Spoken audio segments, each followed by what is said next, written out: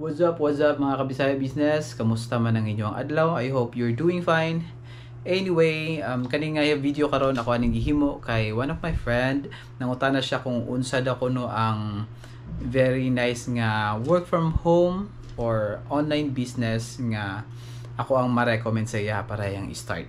Actually, depende man siya sa imong skills. Pero as of now, para lang sa ako ang top 1 ako is as a website developer, of course. Website development. Kay isa ni siya ka-advantage nako sa website development. Dili kay ko hilig mo istorya og in English sa mga client nako. So rag dili mo kada adlaw magstorya, pwede ra i-email lang ang iya ang gusto niyang mahimo sa website, himo kag website para niya, email lang or na siya gusto lang niya i-send through video ang iyang gustong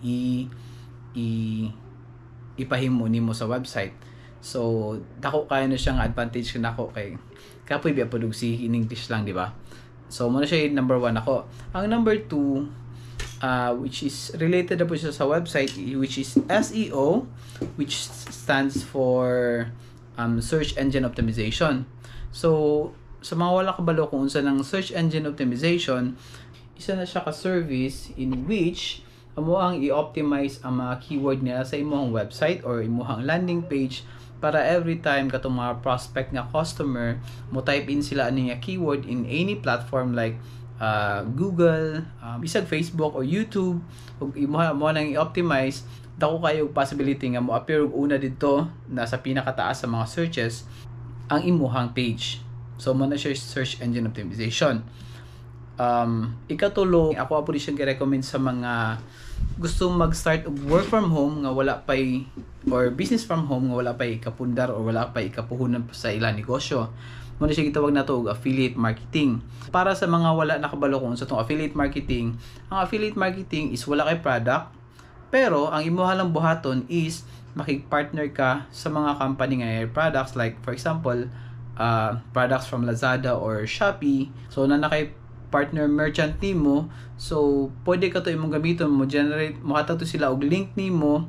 So kato nga link imong gamiton para ato nga product, for example gadgets. So mag-generate ka og link, tapos if ang customer mo palit ato nga product using your link, dito ka makakuha og commissions. So very comfortable ra pud siya kay wala makaipagawas nga kwarta. So imo commission lang, kugi lang pod. At least kung gusto ka mag-start og negosyo, di ba? So may bawaan nimo kung para bagyo nimo ang negosyo or dili ba. At least wala kay gipagawas nga kwarta, di ba?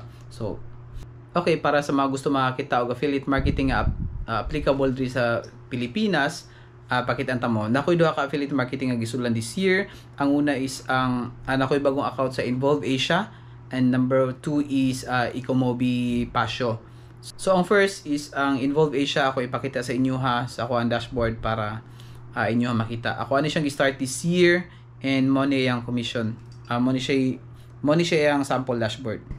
Money siya logo sa Involve Asia. Money siya dagway sa ang dashboard. And sa imuhang performance diri sa right, makita nimo imong earnings. Na diri is imuhang sale, and diri ang imuhang overall earnings masiguro nga pwede mong withdraw. So as of now na ako'y pwede nga ma-withdraw nga 2,477. So nag-start ko ani siya January. So at least diba, isa may makatag mo 2,000. Yan, naghatag-hatag na ka og link. So gusto po na siya, man lang pang kuan mo pang shots. So the next one is Ecomobi Pasio. Ako ni siyang gi-start this month, and okay ra ba po. Actually mas comfortable ko ani kay mas kita na ko ang ihan dashboard.